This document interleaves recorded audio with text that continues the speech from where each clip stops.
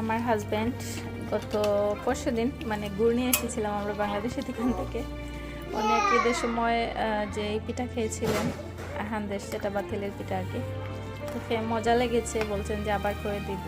তো পরে আসলে গুড় ছিল না, তো এনেছি, আনার পর আর করা হয়নি। সম্ভব বাচ্চাদেরকে নিয়ে ব্যস্ততা প্লাস আরও অনেক কিছু আর কি।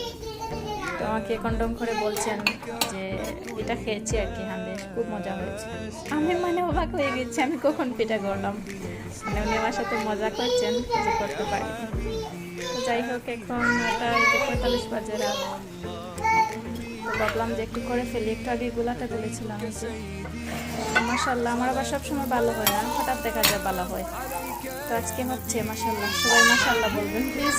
আর তারা ওরা করছে নামাজ পড়বো গিয়ে, আজান হয়ে গিয়েছে। মাশাল্লাহ।